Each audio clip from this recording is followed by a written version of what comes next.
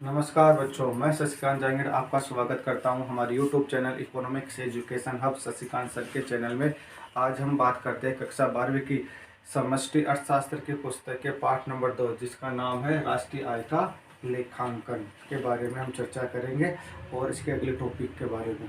देखो, आज के टॉपिक का नाम है मौद्रिक तथा वास्तविक सकल घरेलू उत्पाद। तो आज के टॉपिक में, आज के वीडियो में हम जानेंगे कि मौद्रिक सकल घरेलू उत्पाद क्या होता है, वास्तविक सकल घरेलू उत्पाद क्या होता है, इन दोनों में क्या डिफरेंट होता है वो हम जानेंगे। देखा बच्चों, आपने देखा होगा कि एक वर्ष से दूसरे वर्ष में हम जाते हैं तो कुछ वस्तुओं की कीमतें क्या होती है, परिवर्तित हो जाती है। ठीक है, तो जीडीपी में भी क्या होता है, परिवर्तन होता है। तो उसी के आधार पर ही मौद्रिक सकल घरेलू उत्पाद और वास्तविक सकल घरेलू उत्पाद की गणना की जाती है। तो उसके बारे में हम चर्चा करेंगे। तो सबसे पहले आपको मैं बताता हूँ कि मौद्रिक सकल घरेलू उत्पाद क्या होता है। तो ध्यान देना बच्चों कि इससे अभिप्राय यानी मौद्रिक सकल घरेलू उत्पाद से अभिप्राय एक वित्तीय वर्ष के दौरान, ध्यान देना, एक वित्तीय वर्ष के दौरान उत्पादित अंतिम वस्तुओं और सेवाओं के बाजार मूल्य के कुल योग से होता है। तो ध्यान देना, इसे क्या बता रहा है मौद्रिक सकल घरेलू उत्पाद कि एक वित्तीय वर्ष के दौरान उत्पादित अंतिम वस्तुओं और सेवाओं के बाजार मूल्य के कुल योग से होता है। और जो मुख्य बात है, इसे वर्तमान वर्ष की कीमतों पर मापा जाता है। ध्यान देना बच्चों, जो मौद्रिक सकल घरेलू उत्पाद है उसको वर्तमान वर्ष यानी जो चालू वर्ष है उसकी कीमतों के आधार पर मापा जाता है। अगला जो मुख्य बात है कि इसे चालू कीमतों पर सकल घरेलू उत्पाद भी कहते हैं। जो मौद्रिक सकल घरेलू उत्पाद है उसे चालू कीमतों पर सकल घरेलू उत्पाद भी कहते हैं। और मौद्रिक सकल घरेलू उत्पाद क्या होता है, P इंटू क्यू। P क्या दर्शाता है, वर्तमान वर्ष की कीमत, और क्यू क्या है, वर्तमान वर्ष का उत्पादित वस्तुएं और सेवाएं। ठीक है, तो ये तो हो गया मौद्रिक सकल घरेलू उत्पाद। एक उदाहरण के माध्यम से समझाता हूँ। जैसे मान लो वर्ष 2000 में, यहाँ पे मैंने क्या लिखा है, वर्ष, ये उदाहरण है बच्चों, ध्यान देना है। ठीक है, कि वर्ष 2000 की बात कर रहा हूँ कि 2000 में वस्तु की कीमत थी 10 रुपये, वस्तु की कीमत थी 10 रुपये और वस्तुओं का उत्पादन होता था 100 के बराबर। ठीक है, तो मौद्रिक जो सकल घरेलू उत्पाद है वो क्या हो जाएगा, वस्तु की कीमत और क्यू की मात्रा के इंटू के बराबर हो जाएगा। तो कितना हो गया 2000 में, P इंटू क्यू बराबर 10 इंटू 100 बराबर 1000। ठीक है, तो 2000 में कितना, वर्ष 2000 में कितना हुआ, जीडीपी 1000 रुपये हो गया। ठीक है, यदि अगले साल यानी 2001 में, वर्ष 2001 की बात, ये तो 2002 की बात हो गई। ठीक है, अब मैं बात करता हूँ 2001 में। 2001 में क्या होती है, वस्तु की कीमत बढ़ गई, वस्तु की कीमत बढ़कर क्या हो गई, 15 हो गई, और मात्रा बढ़कर 110 हो गई, मात्रा बढ़कर क्या हो गई, 110 हो गई। तो 2001 में मौद्रिक सकल घरेलू उत्पाद क्या होगा, P इंटू क्यू यानी 15 इंटू 110 यानी 1650। ये कौन सी ईयर की बात कर रहा हूं मैं, 2001 की। तो आपने देखा है कि 2000 से 2001 में आई तो वस्तु की कीमत भी बढ़ी और वस्तु का उत्पादन मात्रा भी बढ़ी। तो ये दोनों क्या है, ये 2000 का सकल घरेलू, ये 2000 का मौद्रिक सकल घरेलू उत्पाद है और ये वर्ष 2001 का मौद्रिक सकल घरेलू उत्पाद है। दो उदाहरण है, समझना। अब हम बात करते हैं वास्तविक सकल घरेलू उत्पाद। वास्तविक सकल घरेलू उत्पाद क्या होता है, मेन बात ध्यान रखना, इसको रियल जीडीपी भी कहा जाता है। इससे अभिप्राय एक वित्तीय वर्ष के दौरान, ध्यान देना बच्चों, एक वित्तीय वर्ष के दौरान उत्पादित अंतिम वस्तुओं और सेवाओं के बाजार मूल्य के कुल योग से होता है। यानी उत्पादित अंतिम वस्तुओं और सेवाओं के बाजार मूल्य के कुल योग से होता है। इससे आधार वर्ष या स्थिर वर्ष की कीमतों पर मापा जाता है। यानी जो आधार वर्ष होता है या स्थिर वर्ष होता है उसकी कीमतों के आधार पर इसे मापा जाता है। इसे स्थिर कीमतों पर सकल घरेलू उत्पाद कहते हैं। जैसे मौद्रिक सकल घरेलू उत्पाद को क्या कहते थे, चालू कीमतों पर सकल घरेलू उत्पाद। तो उसी प्रकार जो वास्तविक सकल घरेलू उत्पाद है उसको स्थिर कीमतों पर सकल घरेलू उत्पाद कहते हैं। तो इसकी गणना कैसे करेंगे, वास्तविक सकल घरेलू उत्पाद की। वास्तविक सकल घरेलू उत्पाद बराबर है P स्टार, देखो बच्चों यहाँ P स्टार लगाया मैंने, इंटू क्यू। जहां P स्टार क्या दर्शाता है, स्थिर वर्ष की कीमतें, जो आधार वर्ष है उसकी कीमतें, और क्यू क्या, वर्तमान वर्ष की उत्पादित कीमतें। जैसे मान लो अब हम बात करते हैं 2001 में, देखना बच्चों 2001 में वास्तविक सकल घरेलू उत्पाद कितना होगा। हमें दो वर्ष का ज्ञात किया, 2001 का और 2000 का और 2001 का। तो इसमें क्या बताया है, वर्तमान वर्ष की तो मात्रा रहेगी और स्थिर वर्ष की कीमतें। तो आधार वर्ष यहाँ पे क्या है, आधार वर्ष है 2000। तो आधार वर्ष की कीमतें क्या है यहाँ पे, देखना बच्चों, रियल जीडीपी निकाल रहा हूं मैं, रियल जीडीपी यानी वास्तविक जीडीपी, ठीक है। तो वास्तविक जीडीपी क्या होती है, P star into Q. P star क्या दर्शाता है, आधार वर्ष या स्थिर वर्ष की कीमतें। तो यहाँ स्थिर वर्ष कौन सा है, 2000। तो 2000 में वस्तु की कीमत क्या थी, 10 रुपए। देखना बच्चों, पी ने कितनी थी, 10। तो ये कितनी हो जाएगी, 10। और वर्तमान वर्ष यानी 2001 का निकाल रहे हैं हम वास्तविक जीडीपी, तो वे कितनी है, मात्रा 110। तो 10 इंटू 110 यानी रियल जीडीपी 2001 में कितना हो जाएगा, 1100 हो जाएगा। यानी वास्तविक जो जीडीपी है 2001 में, वर्ष 2001 में कितना हो गया, वर्ष 2001 में, वर्ष 2001 में वास्तविक जीडीपी हो गया 1100। तो हम कह सकते हैं कि 2000 से 2001 में जो जीडीपी में परिवर्तन हुआ है वो 1000 से 1100 का हो गया। क्यों, क्योंकि यहाँ पे कीमत 2000 में भी 10 थी और इसको रियल इसमें भी क्या माने, कीमत 10 रुपए ही माने, ठीक है। तो इस आधार पर हम कह सकते हैं कि इसमें और इसमें परिवर्तन हुआ है। जो परिवर्तन हुआ है उसको हम किस प्रकार ज्ञात करेंगे वो बताएंगे। इसको हम ज्ञात करते हैं सकल घरेलू उत्पाद अपस्फीति के दौरान के हिसाब से ज्ञात करेंगे, ठीक है। तो मैं ये आपको समझ में आ गया होगा कि मौद्रिक सकल घरेलू उत्पाद क्या होता है, इसकी डेफिनेशन और किसको किस प्रकार निकालते हैं, और वास्तविक सकल घरेलू उत्पाद क्या होता है, इसको किस प्रकार निकालते हैं।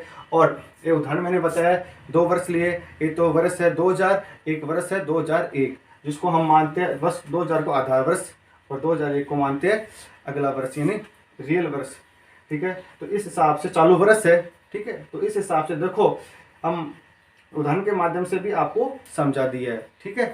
तो अब हम बात करते हैं मौद्रिक। देखो बच्चों, मैंने आपको बताया था कि मौद्रिक सकल घरेलू उत्पाद और वास्तविक सकल घरेलू उत्पाद किस प्रकार निकालते हैं, वो आपने जान लिया होगा।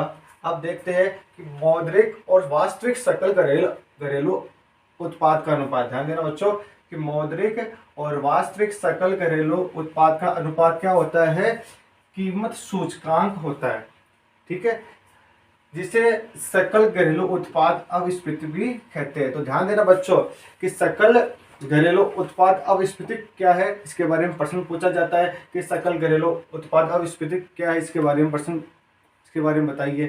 तो ये क्या होता है, मौद्रिक सकल घरेलू उत्पाद और वास्तविक सकल घरेलू उत्पाद का अनुपात होता है।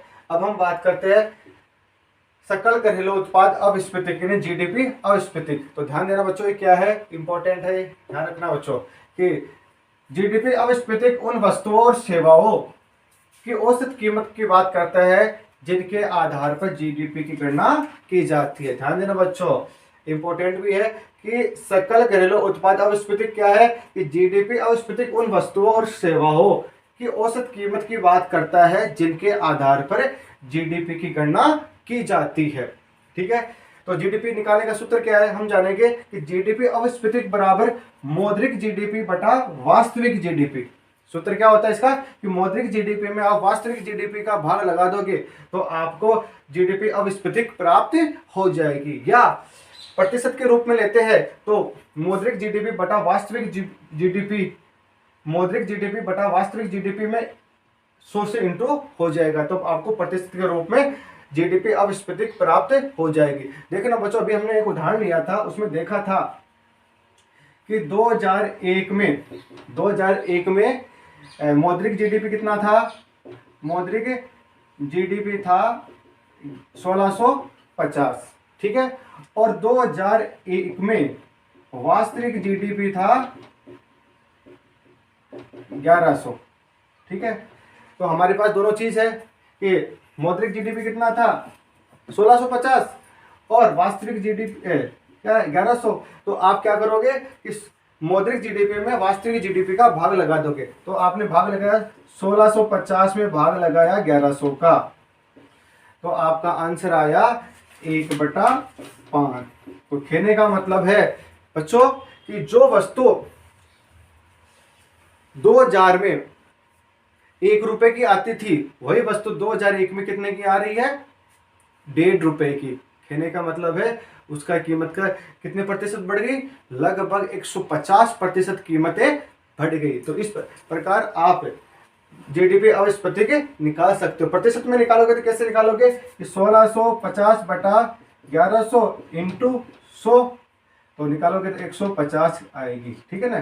तो इस प्रकार आप जीडीपी अवस्फीति निकाल सकते हो। तो ध्यान देना बच्चों, इनको नोट्सों को उतारते रहना, और जो मौद्रिक सकल घरेलू उत्पाद है और वास्तविक सकल घरेलू उत्पाद है जिसकी मैंने डेफिनेशन बताई वो भी उतारते रहना।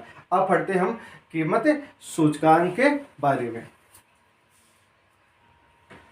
तो अब बात करेंगे कीमत उपभोक्ता कीमत सूचकांक यानी कंज्यूमर प्राइस इंडेक्स के बारे में बात करेंगे। तो इससे पहले हमने जाना था कि जो जीडीपी अवस्फीति है उसके माध्यम से कीमतों में किस प्रकार परिवर्तन होता है उसके बारे में हमने जाना था। अब हम जानेंगे उपभोक्ता कीमत सूचकांक। यह कीमतों में परिवर्तन मापने की दूसरी विधि है। एक विधि हमने जस्ट थोड़ी देर पहले पढ़ी है जीडीपी अवस्फीति, और एक क्या है, दूसरी विधि है जो है कीमतों में परिवर्तन को मापने की दूसरी विधि है।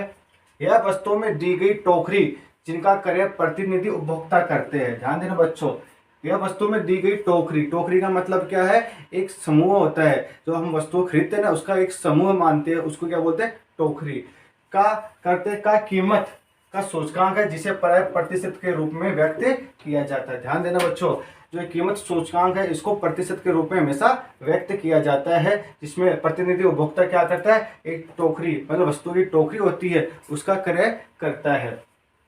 इसके अंतर्गत 2 वर्षों पर विचार किया जाता है, जिसमें एक तो होता है आधार वर्ष और दूसरा होता है चालू वर्ष। यानी 2 वर्षों पर विचार किया जाएगा, एक तो होगा आधार वर्ष और एक होता है चालू वर्ष।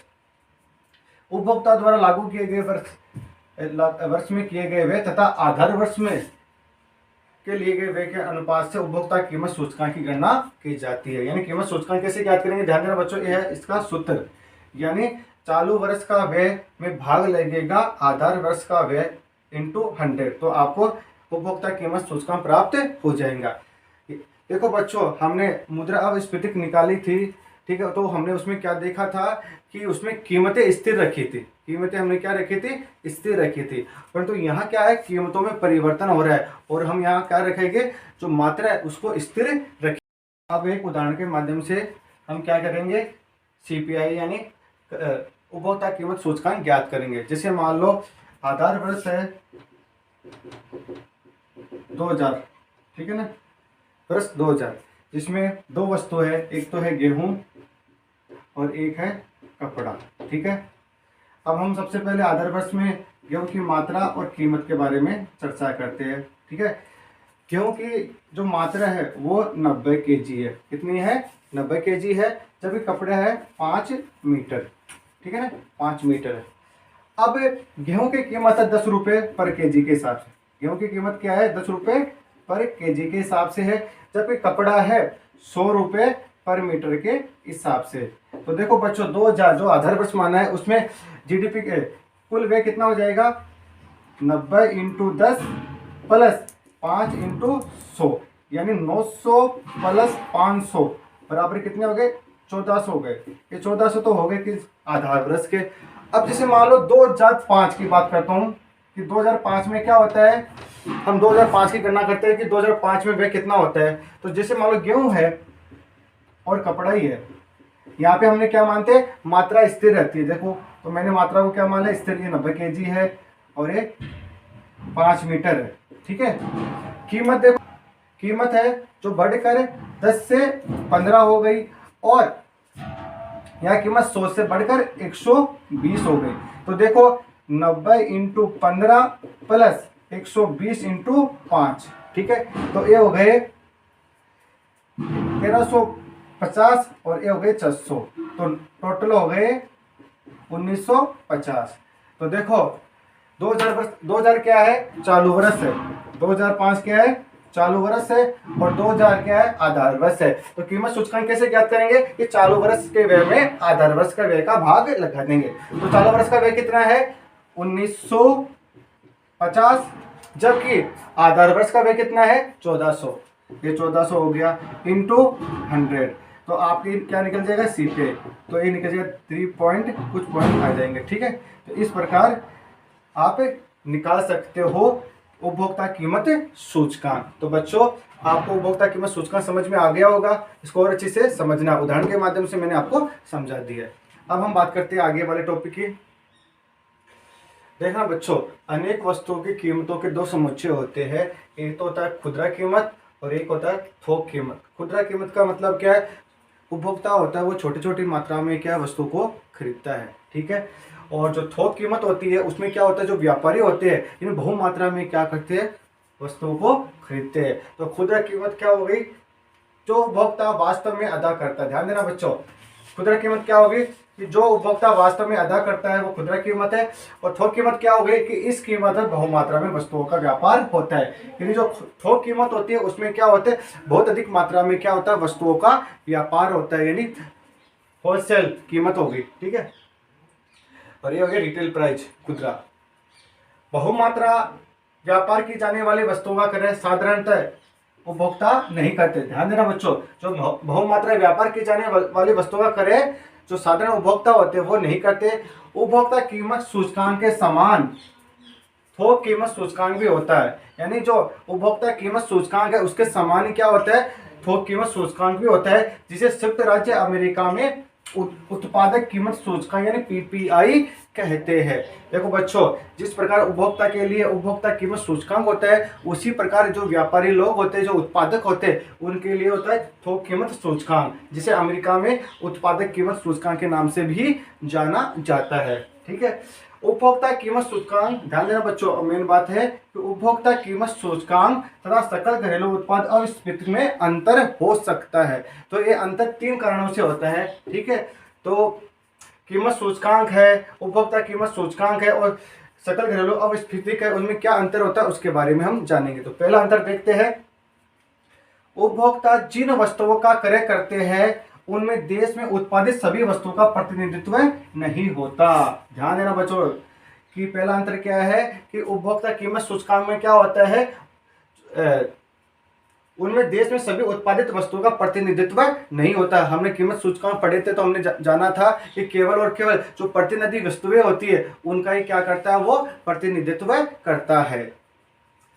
सकल घरेलू उत्पाद अपस्फीति में सभी ऐसी वस्तुएं और शामिल होती है। ध्यान देना कि देश में उत्पादित सभी वस्तुएं और सेवाएं सकल घरेलू उत्पाद अपस्फीति में शामिल होती है। ठीक है, पहला अंतर समझ में आ गया होगा।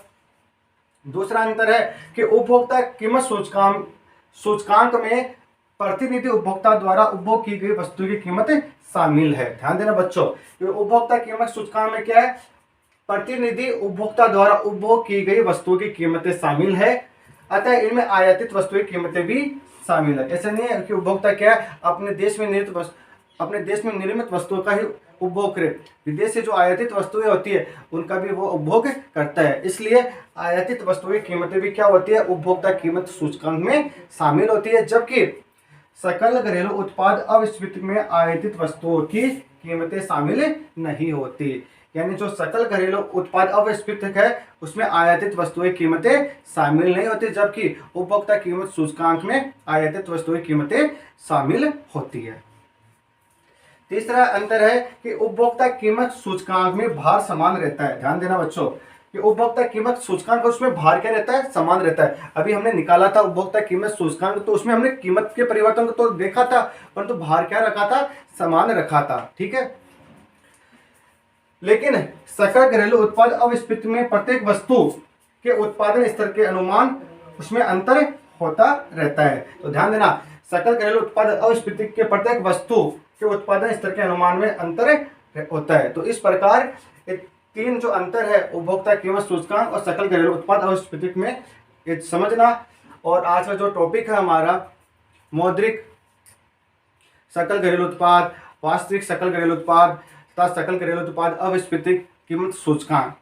मैंने आपको अच्छे से समझाया है, शायद आपके समझ में भी आया होगा। फिर भी अगर कुछ समझ में ना आए तो मुझे कमेंट बॉक्स में जाके आप पूछ सकते हो। अगर आज का वीडियो हमारा अच्छा लगा तो कमेंट कीजिए, चैनल को सब्सक्राइब कीजिए, लाइक कीजिए और दोस्तों के साथ अधिक से अधिक शेयर कीजिए। धन्यवाद।